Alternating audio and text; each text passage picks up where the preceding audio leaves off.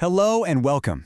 Have you ever been sitting in a doctor's office, maybe feeling a little unwell, and you just can't find the right words to explain what's going on? Well, we're going to fix that today. We are diving into the essential English vocabulary you need to talk about your general health so you can communicate clearly and confidently. So, let's kick things off with a pretty big question. What does it really, truly mean to be healthy? You might think it's just about not being sick, right? But as you're about to see, it's a much bigger, more interesting picture than that. The World Health Organization has this fantastic definition. They say health is a state of complete physical, mental, and social well-being, not just, the absence of disease. So to really get a feel for what that means, let's imagine we're going for a routine checkup at the doctor's office. Okay, so you're in the exam room. The very first thing a doctor or a nurse is going to do is take some basic measurements. We call these your vital signs, and they give a really quick snapshot of how your body's most essential functions are doing. First up is body temperature. Now this sounds pretty simple. It's just a measure of your body's heat. But think of it like your body's own internal alarm system. A change in your temperature is often the very first sign that your body might be fighting something off. Next, they'll check your heart rate, which you might also hear called your pulse. This is simply the number of times your heart beats per minute. For most healthy adults who are resting, it's usually somewhere between 60 and 100 beats. It's a fantastic indicator of how healthy and efficient your heart is. And right along with your heart, they're going to be measuring your respiratory rate. This one's pretty straightforward. It's just how many breaths you take in 1 minute.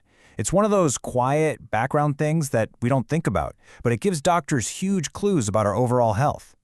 And then we've got blood pressure. It sounds a little technical, I know, but all it is the force of your blood pushing against the walls of your arteries.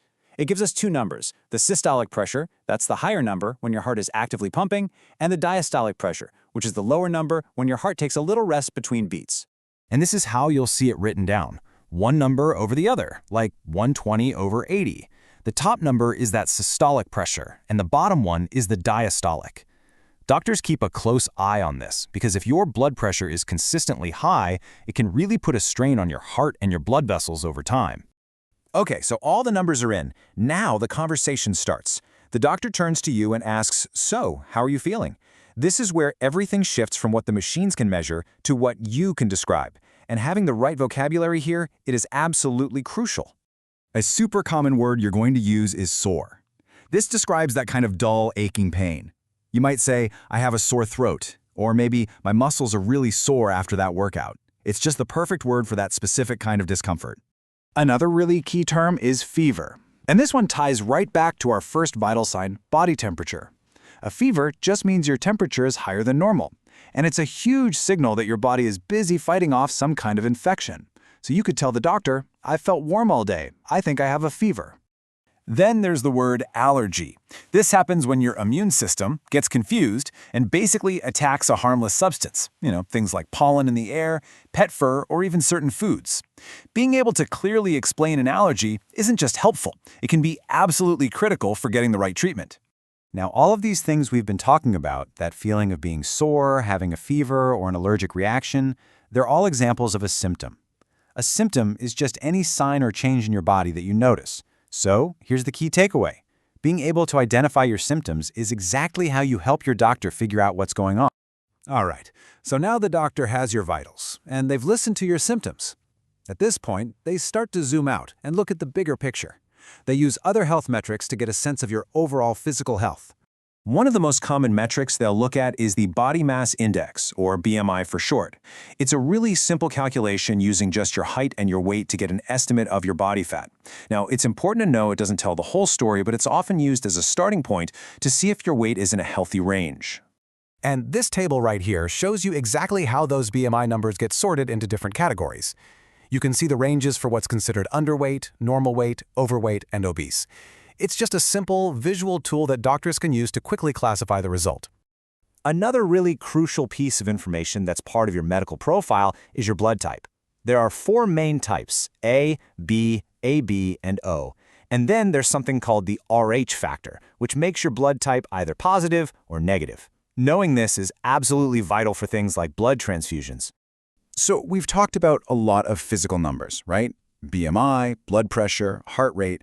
But hey, remember that definition we started with? Health is about complete well-being.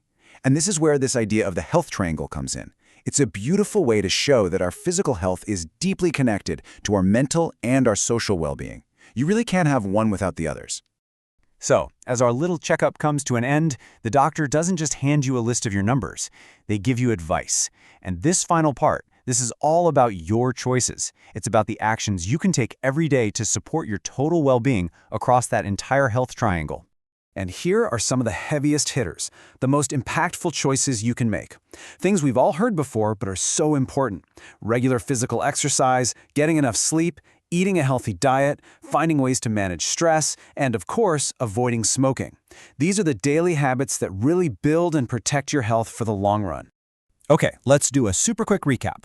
We've gone over 10 key health terms today: body temperature, heart rate, respiratory rate, blood pressure, sore, fever, allergy, symptom, BMI, and blood type.